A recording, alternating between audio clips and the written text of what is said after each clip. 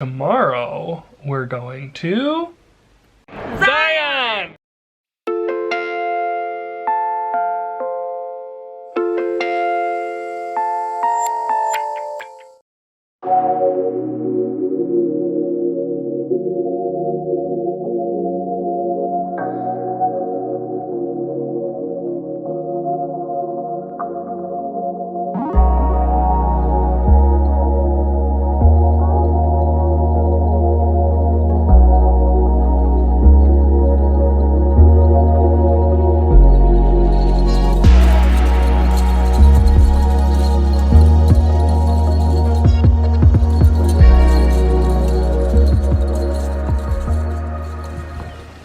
Morning. The sun's not even up over the mountains yet, but I've got a little cup of coffee and we're just gonna watch the sunrise. Miranda's still asleep, so I'm gonna let her keep on snoozing. I think we're gonna show you guys the bungalow that we're staying at and then head into Zion. We stayed at Wildflower Resort, which is 18 minutes from the entrance to Zion National Park. There is a trailhead right behind some of the glamping bungalows, but we'll show you that later in the video. Wildflower was super charming, super comfortable. These bungalows are basically a tiny home and they have everything that you could need and then some. Here you can see that there is a desk, a corner desk with a view and a little seat swing. The views were unbeatable. We were able to just step out onto the porch anytime we wanted and we'd get a breathtaking view. Not all of the bungalows have this view, but we lucked out and got number 33. If you are interested in the same view, that's where we stayed. We also had a lot of wagons in sight from our back porch, which are much bigger than they look here on camera. Inside the bungalow, you'll find anything and everything you need, including a Keurig coffee machine, coffee and tea, an ice bucket, a nice microwave, a very decent sized mini fridge, which we stocked well with beer and healthy snacks for exploring. This particular bungalow also came with kind of a lounging space, separate from the bedroom, some extra storage for when you walk in the door, lots of cute decor and wildflower themed items. You could also do a little bit of work on this lounging love seat if you wanted to. Obviously, you've got all your toiletries available, which I was very happy about. The shower was nice. The bathroom was totally decent, and it just gave us plenty of space in a beautiful setting. And all of our neighbors were super nice. We all felt separated yet part of a community. Highly recommend checking out Wildflower if you're interested in glamping or hotel style camping in a tiny home or other unique setting.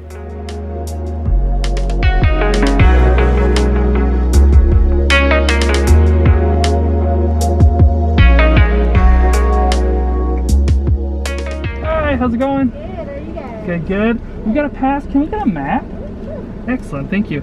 Are we able to take the Scenic Drive by car today? The road is open, yes. Perfect. Okay. Awesome. The gate when the parking lots are full.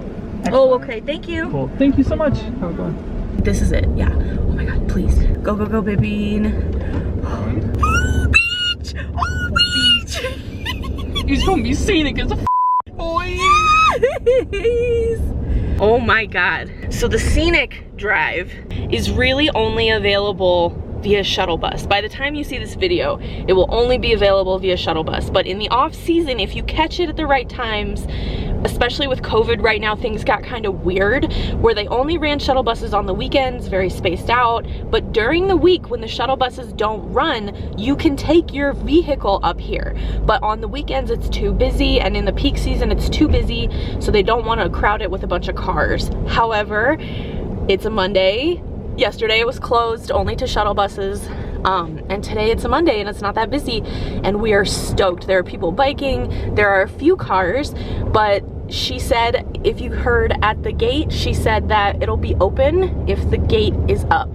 So there's plenty of space, and you can park in designated areas where the shuttles would pull off or where they've made room when it's not too busy. I'm super pumped. I can't stop rambling.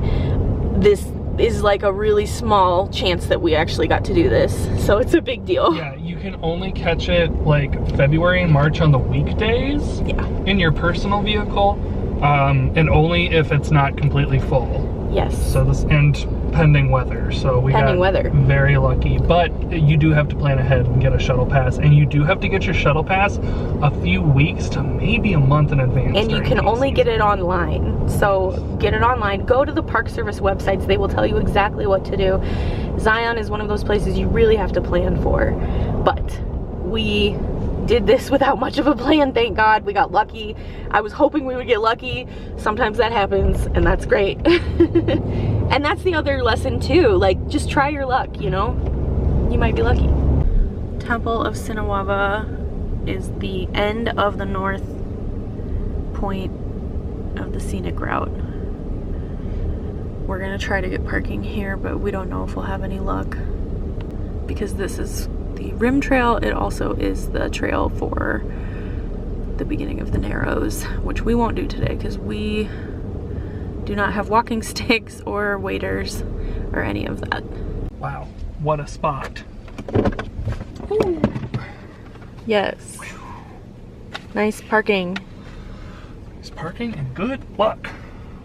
Dang, dude. We only had to circle twice. You just gotta watch people like a hawk to see if they're coming or going. Yeah. See who's gearing up and gearing down. But like we definitely got very lucky.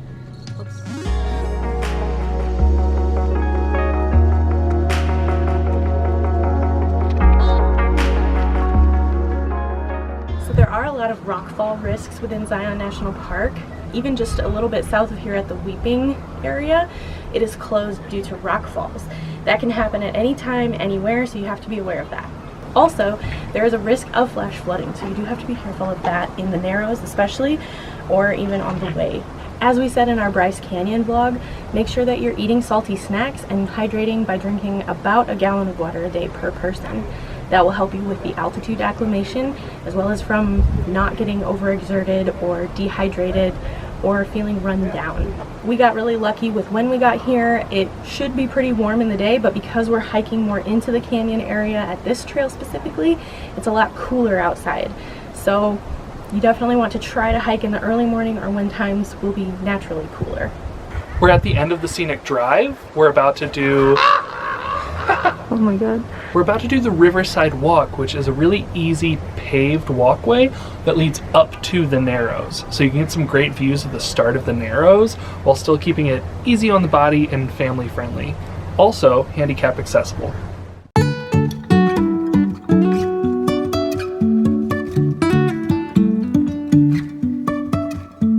Life is a winding road, no telling where it goes.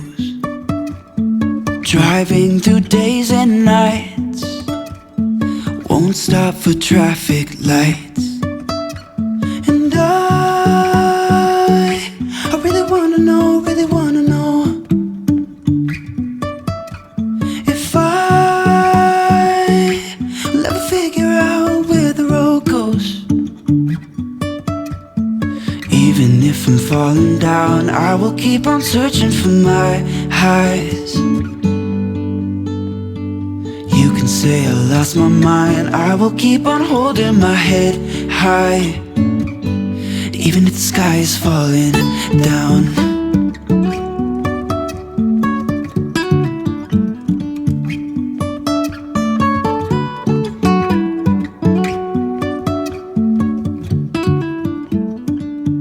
So we're at the end of the Riverside Walk trail where the Virgin River takes over and it turns into the Narrows trail. You can hike all the way down and it offers some really stunning views, but you do need some waterproof gear. You'll need waterproof shoes and waders. You can rent them at multiple locations in town. for anywhere from $60 to $70. It is worth stepping out and just checking out the entrance once you're at the end of Riverside Walk Trail, because it is really pretty, especially if you don't mind getting your toes a little wet.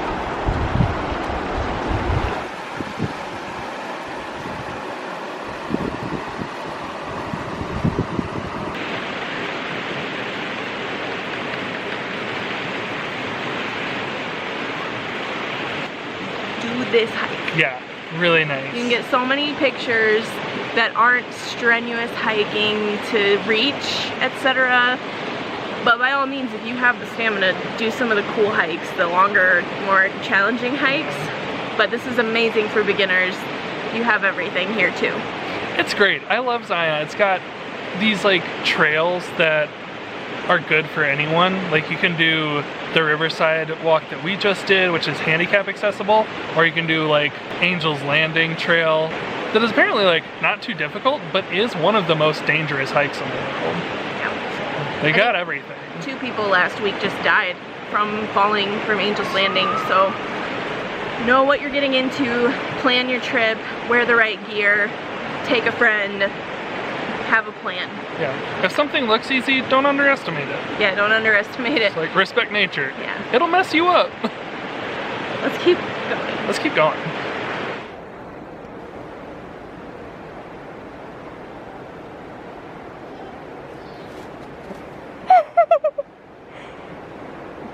Oh my god!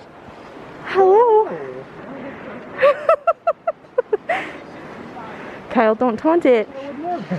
Oh.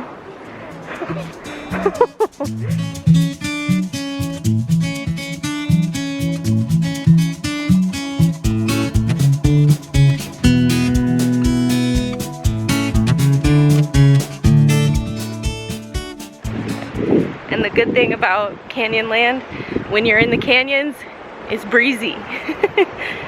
Feels nice. Yeah.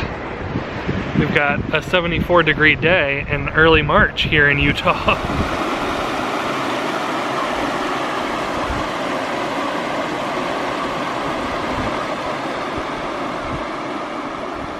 Just want to talk trail etiquette super fast. On the trail, you can usually tell who is an experienced hiker and who is a tourist.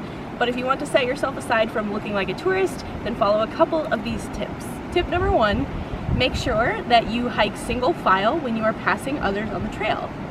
Tip number 2, make sure that if you need to stop and tie your shoelace or grab your water or do anything where you have to stop in the middle of your hike, step downside of the trail.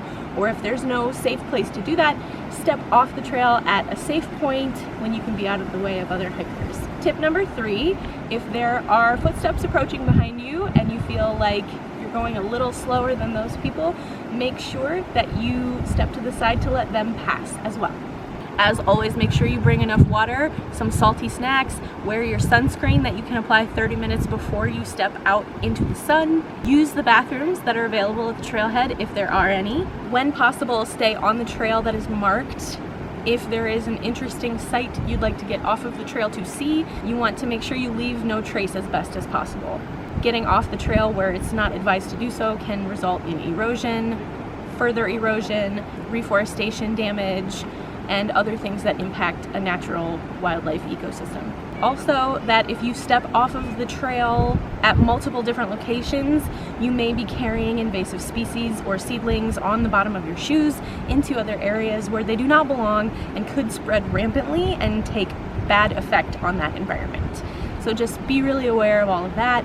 Do your research with Leave No Trace. Make sure that you are courteous with and to other hikers, and keep yourself safe on the trail.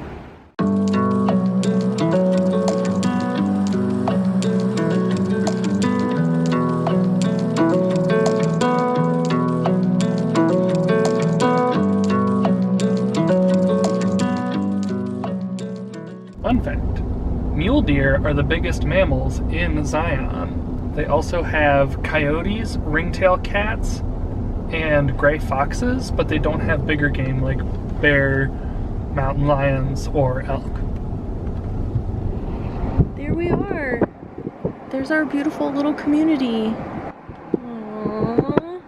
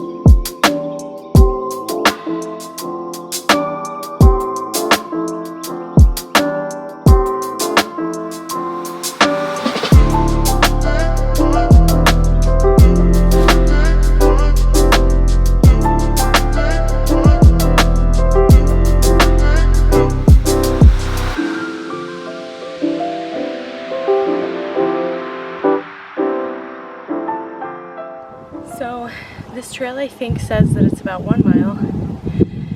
I'm out of breath because it accelerates elevation very quickly.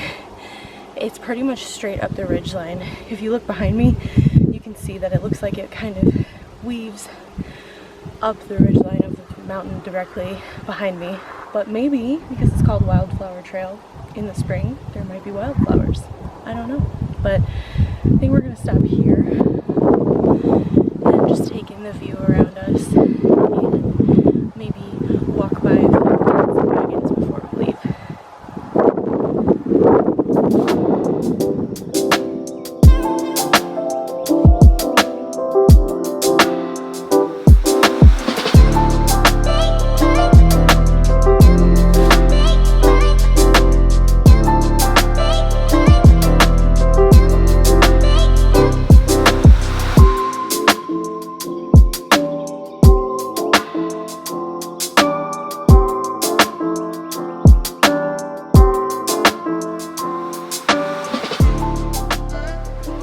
Here at the top of Kolob Canyon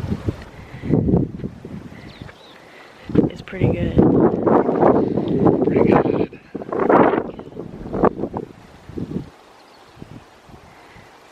Kolob Canyon Drive is only 5 miles, but it offers some really nice views. It's also more forested on this side of the park, which is pretty cool.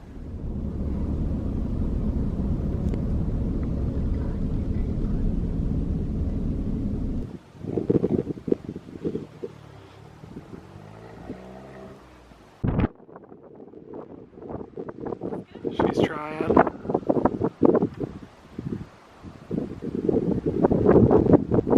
This is the view from on top of the boulder. It's awesome. There's the truck. And there's a Kyle. Oh, hey! This boulder is like, one part is kind of near the road and one part is like total drop into the canyon. So I'm just in the middle. There's a couple of huge cracks, but there's nothing in them.